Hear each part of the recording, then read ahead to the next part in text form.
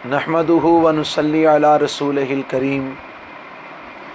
اما بعد فاعوذ بالله السميع العليم من الشيطان الرجيم من همزه ونفخه ونفثه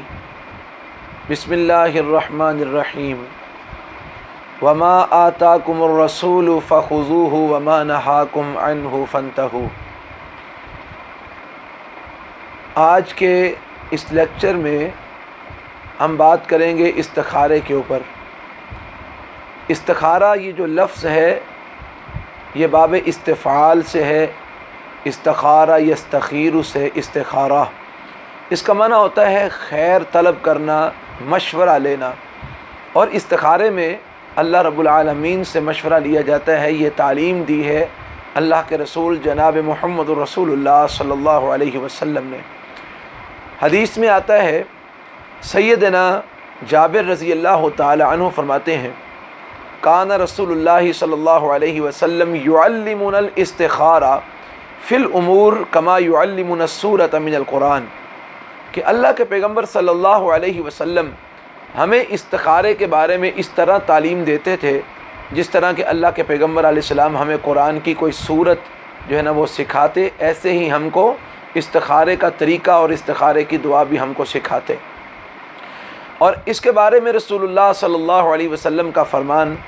آپ فرماتے، اذا ہم احدکم بالامر فلیرکع رکعتین من غیر الفریضۃ ثم لیقل اللہم انی استخیرک بعلمک واستقدرک بقدرتک۔ اللہ کے پیغمبر صلی اللہ علیہ وسلم نے صحابہ کرام کو استخارے کا طریقہ سکھایا اور فرمایا کہ جب تم میں سے کسی کو کوئی کام ہو اور اس کو یہ سمجھ نہ آ رہی ہو کہ یہ کام میرے لیے بہتر ہے یا کہ نہیں بہتر، تو اس کو چاہیے کہ جب وہ کسی کام کا ارادہ کرے تو اللہ سے پہلے مشورہ کر لے کہ آیا میرے لیے یہ کام ٹھیک ہے کہ نہیں ٹھیک۔ اور اس کا طریقہ کیا ہے؟ نبی پاک صلی اللہ علیہ وسلم نے فرمایا فَلْيَرْكَعْ رَكْعَتَيْن، اس کو چاہیے کہ وہ 2 رکعت نماز ادا کرے، من غیر الفریضہ، فرض نماز کے علاوہ، یعنی نفل نماز 2 رکعت نفل جو ہے نا وہ ادا کرے۔ ثم لیقل، نفل ادا کرنے کے بعد پھر اللہ تعالیٰ سے دعا کرے اور کہے اللہم انی استخیرک بعلمک واستقدرک بقدرتک واسألک من فضلک العظیم فإنک تقدر ولا اقدر وتعلم ولا اعلم وانت علام الغیوب۔ اللہم ان کنت تعلم ان ھذا الامر خیر لی فی دینی ومعاشی وعاقبۃ امری فاقدرہ لی ویسرہ لی ثم بارک لی فیہ وَإِن كُنْتَ تَعْلَمُ أَنَّ هَذَا الْأَمْرَ شَرٌّ لِّي فِي دِينِي وَمَعَاشِي وَعَاقِبَةِ أَمْرِي فَاصْرِفْهُ عَنِّي وَاصْرِفْنِي عَنْهُ وَاقْدُرْ لِي الْخَيْرَ حَيْثُ كَانَ ثُمَّ أَرْزِنِي بِهِ۔ نبی پاک صلی اللہ علیہ وسلم نے فرمایا کہ وہ بندہ 2 رکعت نماز پڑھے نفل استخارے کی نیت سے، پھر اس کے بعد یہ دعا پڑھے اللہم انی استخیرک بعلمک، اے اللہ میں تجھ سے تیرے علم و قدرتی کا اور تیری قدرت کے ذریعے، انی استخیرک بعلمک واستقدرک بقدرتی کا، اے اللہ میں تجھ سے تیرے علم اور تیری قدرت کے ذریعے تجھ سے یہ مشورہ طلب کرتا ہوں، تجھ سے خیر کا سوال کرتا ہوں، واسألک من فضلک العظیم، اور میں تجھ سے بہت بڑے فضل عظیم کا، تیرے فضل عظیم کا سوال کرتا ہوں۔ فإنک تقدر ولا اقدر، اللہ تو ہر کام پہ قدرت رکھتا ہے، میں ہر کام پہ قدرت نہیں رکھتا۔ وتعلم ولا اعلم، تو سب جانتا ہے اور میں نہیں جانتا۔ وانت علام الغیوب، تو غیبوں کو جاننے والا ہے۔ اللہم ان کنت تعلم ان ھذا الامر، اے اللہ اگر تمہیں اس بات کا علم ہے کہ ان ھذا الامر، بے شک یہ کام، یہ یہاں پر جب ھذا الامر کے لفظ پڑھنے ہیں تو اس وقت اپنے ذہن میں اس کام کا خیال لانا ہے جس کام کے لیے ہم استخارہ کر رہے ہیں کہ یا اللہ یہ کام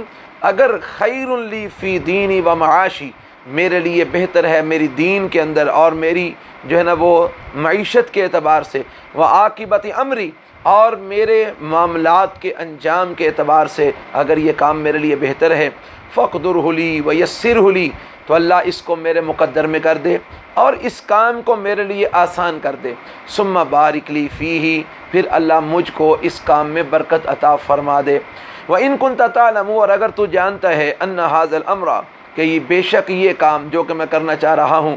شَرٌ لِّي فِي دِینِي وَمَعَاشِي، یہ میرے لیے برا ہے میرے دین میں، میری جو ہے نا وہ معیشت میں، وعاقبۃ امری، میرے معاملات کے انجام میں، یہ اگر میرے لیے بہتر نہیں ہے، برا ہے، فاصرفہ عنی واصرفنی عنہ، تو یا اللہ اس کام کو مجھ سے دور کر دے اور مجھے اس کام سے دور کر دے، واقدر لی الخیر، اور میرے مقدر میں خیر کر دے، حیث کان، جہاں بھی ہو، یا اللہ جہاں بھی میرے مقدر میں خیر لکھی ہوئی ہے اس کو میرے مقدر میں کر دے، ثم ارزنی بہ، پھر مجھ کو اس کام پر راضی کر دے، خوش کر دے۔ نبی اکرم صلی اللہ علیہ وسلم یہ دعا اپنے صحابہ کو سکھاتے، اور یہ آپ جو ہے نا وہ نماز استخارہ کا طریقہ اپنے صحابہ کو سکھاتے،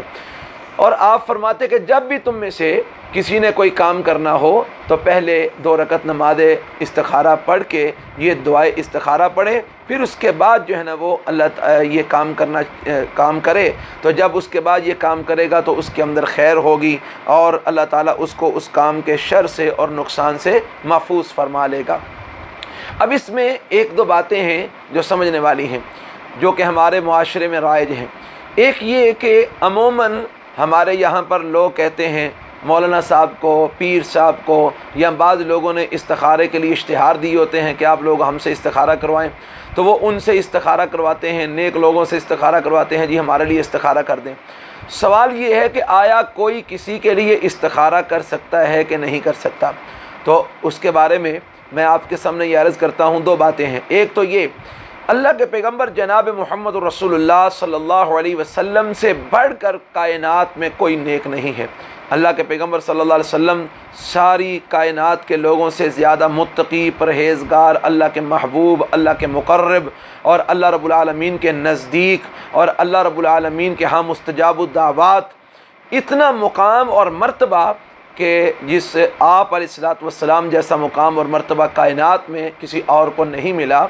اتنے آپ علیہ الصلوۃ والسلام متقی، پرہیزگار، نیک، صالح، لیکن اس کے باوجود کبھی کسی صحابی نے اللہ کے رسول صلی اللہ علیہ وسلم سے آ کر نہیں کہا تھا کہ اللہ کے رسول ہمارے لیے استخارہ کر دیں، اور نہ ہی کبھی رسول اللہ صلی اللہ علیہ وسلم نے کسی صحابی سے کہا تھا کہ میں تمہارے لیے استخارہ کرتا ہوں، بلکہ آپ علیہ الصلوۃ والسلام کے بارے میں حدیث میں آتا ہے، حضرت جابر فرماتے ہیں یعلمون الاستخارۃ فی الامور کما یعلمون السورۃ من القرآن، کہ اللہ کے پیغمبر ہمیں استخارے کا طریقہ اور استخارے کی دعا اس طرح سکھاتے جس طرح کہ ہم کو قرآن کی کوئی سورت سکھاتے۔ یعنی اللہ کے پیغمبر صلی اللہ علیہ وسلم اپنے صحابہ سے کہتے کہ تم اپنے معاملات کا خود استخارہ کرو، کبھی کسی نے نبی پاک علیہ السلام سے استخارہ نہیں کروایا تھا، اور نہ ہی کبھی نبی پاک صلی اللہ علیہ وسلم نے کسی کے لیے استخارہ کیا تھا۔ دوسری بات یہ ہے کہ استخارہ کسی کے لیے، جو لوگ کہتے ہیں جی ہم تمہارے لیے استخارہ کریں گے، اور لوگ کہتے ہیں جی مولانا صاحب ہمارا استخارہ کر دیں، پیر صاحب ہمارا استخارہ کر دیں، تو کوئی کسی کے لیے استخارہ کیسے کر سکتا ہے؟ کیونکہ جو اللہ کے پیغمبر صلی اللہ علیہ وسلم نے ہم کو دعا سکھائی ہے استخارے کی، اس کے الفاظ آپ نے ابھی سنے ہیں، اس کا ترجمہ کیا ہے؟ اے اللہ میں تجھ سے مشورہ لیتا ہوں،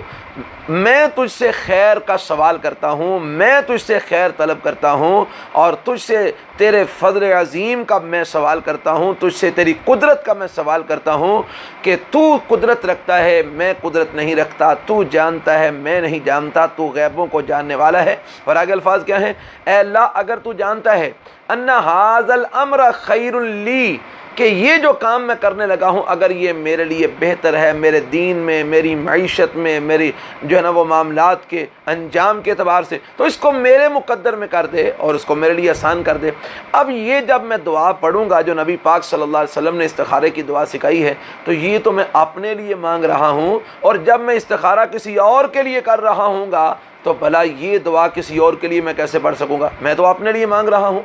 ایک بندہ کہتا ہے جی مولانا صاحب میرے لیے استخارہ کر دیں کہ میں یہ کاروبار کرنا چاہتا ہوں، تو یہ کاروبار میرے لیے بہتر ہے کہ نہیں؟ تو میں جب استخارہ کروں گا میں تو اپنے لیے دعا کر رہا ہوں کہ یا اللہ اگر میرے لیے یہ بہتر ہے تو میرے مقدر میں کر دے، اس کے لیے تو میں نے دعا ہی نہیں کی، تو اس کے لیے استخارہ کیسے ہوگا؟ تو حدیث سے یہ بات معلوم ہوتی ہے کہ ہر انسان کو، چاہے کوئی مرد ہو، چاہے کوئی عورت ہو، چاہے کوئی بوڑھا ہو، چاہے کوئی جوان ہو، چاہے رشتے کا معاملہ ہو، شادی کا معاملہ ہو، کاروبار کا معاملہ ہو، کوئی بھی مسئلہ ہو، جس انسان کا کام ہے اس کو خود استخارہ کرنا چاہیے۔ اگر کسی بچے کے رشتے کا معاملہ ہے، وہ بچہ اپنے رشتے کے لیے خود استخارہ کرے۔ اگر کسی بیٹی کے رشتے کا معاملہ ہے، وہ بیٹی اپنے لیے خود استخارہ کرے۔ اگر کاروبار کا مسئلہ ہے تو جس کا کاروبار ہے وہ اپنے لیے خود استخارہ کرے۔ اور پھر ایک اور بڑی عجیب بات ہے، کہتے ہیں جی ہم جی بڑے گناہ گار ہیں مولانا، آپ بڑے نیک ہیں، ہاں جی، تو اس لیے آپ استخارہ کر دیں، ہم بڑے گناہ گار ہیں۔ اور بھائی یہ کہاں لکھا ہے کہ اللہ تعالیٰ گناہ گاروں کی دعا نہیں قبول فرماتا؟ یہ کس جگہ آیا ہے کہ اللہ تعالیٰ گناہ گاروں کی جو ہے نا وہ دعا کو نہیں سنتا یا نہیں قبول فرماتا؟ اللہ تعالیٰ نے تو قرآن کے اندر ساری کائنات کے لوگوں کے لیے مطلقاً اعلان کیا ہے کہ جب بھی تم مجھ کو پکارو گے، میں پکارنے والے کی دعا کو سنتا بھی ہوں، قبول بھی کرتا ہوں۔ وَإِذَا سَأَلَكَ عِبَادِي عَنِّي فَإِنِّي قَرِيبٌ أُجِيبُ دَعْوَةَ الدَّاعِ إِذَا دَعَانِ، کہ اے میرے محبوب پیغمبر صلی اللہ علیہ وسلم، میرے بندوں کو بتا دو جو آپ سے پوچھتے ہیں کہ ہمارا رب کہاں ہے، ہم اللہ کو کس طرح پکاریں، تو ان کو کہہ دو میں قریب ہوں، اجیب دعوت الداعی اذا دعان، میں پکارنے والے کی، دعا کرنے والے کی دعا کو سنتا بھی ہوں، قبول بھی کرتا ہوں۔ اب یہاں پر اللہ تعالیٰ نے کہاں کہا ہے کہ میں نیکوں کی قبول کرتا ہوں، بدوں کی قبول نہیں کرتا یا گناہ گاروں کی قبول نہیں کرتا؟ اللہ کے پیغمبر صلی اللہ علیہ وسلم سے بھی ایسا کچھ ثابت نہیں ہے، اور قرآن میں بھی ایسا نہیں آیا کہ اللہ تعالیٰ گناہ گاروں کی قبول نہیں کرتا، بلکہ اللہ تعالیٰ تو قرآن کے اندر گناہ گاروں کے حوالے سے کہتا ہے یا عبادی الذین اسرفوا علی انفسہم لا تقنطوا من رحمت اللہ، اے میرے وہ بندو جو اپنی جانوں پر ظلم کما کما کر ڈھیر لگا چکے ہو، گناہوں کے انبار لگا چکے ہو، لا تقنطوا من رحمت اللہ، اللہ کی رحمت سے نہ امید نہ ہونا، مایوس نہ ہونا۔ تم اگر مجھ سے خلوص دل کے ساتھ مجھے پکارو گے، میں تمہارے سارے گناہ معاف کر دوں گا، تمہاری دعاؤں کو قبول کروں گا۔ جب اللہ فرماتے ہیں کہ میں ہر بندے کی دعا قبول کرتا ہوں، تو پھر ہمیں کیا ضرورت ہے ایسا اللہ کے بارے میں گمان بنانے کی کہ اللہ گناہ گاروں کی قبول نہیں کرتا؟ اس لیے کوئی گناہ گار ہے، کوئی نیک ہے، کوئی مرد ہے، کوئی عورت ہے، کوئی جوان ہے، کوئی بوڑھا ہے، مسئلہ رشتے کا ہے یا کاروبار کا ہے یا اور کوئی معاملہ ہے، ہر انسان کو اپنا استخارہ خود کرنا چاہیے۔ یہ جو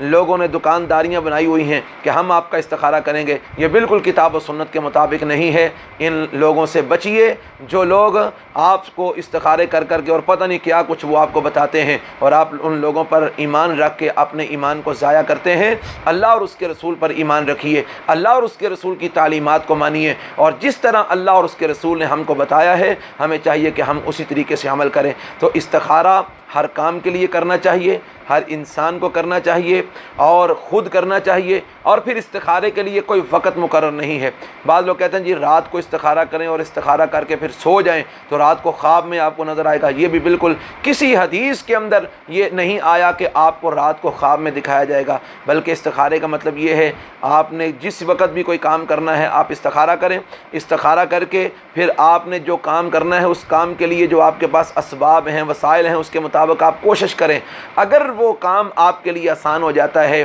اور وہ آپ کے لیے آپ کا دل مطمئن ہو جاتا ہے، وہ کام آپ کے لیے آسان ہو جاتا ہے تو وہ کام کر گزریے، اس میں خیر ہوگی، برکت ہوگی۔ اور اگر وہ آپ کام استخارہ کرنے کے بعد کرتے ہیں، آپ کا دل مطمئن نہیں ہے، آپ کے دل کے اندر ڈاؤٹ ہے یا آپ کے دل کے اندر کھٹکا ہے اور حالات بھی موافق نہیں ہو رہے، مشکلات بڑھ رہی ہیں، تو اس کام کو چھوڑ دیں۔ اگر اس میں آسانی نظر نہیں آتی تو اس کام کو ترک کر دیں، اس میں خیر نہیں ہے۔ تو استخارہ کرنا چاہیے، ہر مسلمان کو کرنا چاہیے اور خود کرنا چاہیے اور ضرور کرنا چاہیے اور سنت کے مطابق کرنا چاہیے۔ اور سنت طریقہ استخارہ کرنے کا یہ ہے کہ کسی بھی وقت ممنوع اوقات کے علاوہ جن اوقات کے اندر نمازیں پڑھنا ممنوع ہیں،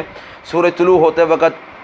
سورج غروب ہوتے وقت اور زوال کے وقت، ان اوقات کے علاوہ کسی بھی وقت آپ 2 رکعت استخارے کی نیت سے نفل نماز پڑھیں اور اس کے بعد دعا مانگیں، اور اس دعا کے اندر یہ دعا استخارہ جو احادیث میں موجود ہے، جو میں نے ابھی آپ کو پڑھ کے سنائی ہے، میں پھر اس کو دہرا دیتا ہوں، اور یہ جتنی بھی دعاؤں والی کتابیں ہیں ان کے اندر بھی یہ دعا موجود ہے۔ یہ دعا پڑھیں اور اللہ سے دعا کریں کہ یا اللہ اگر یہ کام میرے لیے بہتر ہے تو اس کو میرے مقدر میں کر دے، میرے لیے آسان کر دے، میرے لیے برکت دے دے، اگر بہتر نہیں ہے تو اللہ اس کو مجھ سے دور کر دے، مجھے اس سے دور کر دے۔ تو پھر وہ کام کرنے کے لیے آپ کوشش کریں، اگر وہ کام ہو جائے گا تو اس میں خیر ہوگی، برکت ہوگی۔ میں دعا ایک دفعہ پھر دہرا دیتا ہوں۔ اللہم انی استخیرک بعلمک واستقدرک بقدرتک واسألک من فضلک العظیم فانک تقدر ولا اقدر وتعلم ولا اعلم وانت علام الغیوب اللہم ان کنت تعلم ان هذا الامر خیر لی فی دینی ومعاشی وعاقبت امری فاقدره لی ویسره لی ثم بارک لی فیہ وان کنت تعلم ان هذا الامر شر لی فی دینی ومعاشی وعاقبت امری فاصرفه عنی واصرفنی عنہ واقدر لی الخیر حیث کان ثم ارزنی بہ۔ اور یہاں پر ایک اور بھی بات میں آخر میں کرنا چاہتا ہوں، وہ یہ کہ بعض لوگ جب استخارہ کرتے ہیں تو کہتے ہیں جی اپنی ماں کا نام بتاؤ، ہیں جی اپنا نام بتاؤ، ماں کا نام بتاؤ۔ یاد رکھیے جو لوگ آپ سے ماں کا نام پوچھیں گے، آپ کا نام پوچھیں گے، وہ کتاب و سنت کے مطابق استخارہ نہیں کرنے والے، وہ تو علم سحر کی ایک قسم ہے جس کو علم الاعداد بولا جاتا ہے، تو وہ اس کے ذریعے آپ کا نام اور آپ کی ماں کا نام پوچھیں گے اور پھر آپ کے ناموں کے اعداد نکالیں گے اور پھر اس کا حساب کتاب لگا کے تو جو ان کے حساب کتاب کے مطابق آپ کے لیے جو بات نظر آتی ہوگی وہ آپ کو بتا دیں گے۔ یہ استخارے کا طریقہ قطعاً غلط ہے، یہ جادو کی ایک قسم ہے، نہ اللہ نے اس کا حکم دیا ہے نہ رسول اللہ صلی اللہ علیہ وسلم نے یہ طریقہ سکھایا ہے، یہ لوگوں نے اپنے پاس سے بنایا ہوا ہے، یہ جادو کی ایک قسم ہے، اس سے بچیے۔ استخارہ سنت کے مطابق کیجیے، 2 رکعت نماز پڑھ کے یہ دعا استخارہ پڑھ کے اللہ سے دعا کیجیے اور پھر اس کام کے لیے آپ کوشش کیجیے۔ اللہ ہم سب کو ہر کام کتاب و سنت کے مطابق کرنے کی توفیق عطا فرمائے۔ سبحانک اللہم و بحمدک اشہد ان لا الہ الا انت استغفرک و اتوب الیک۔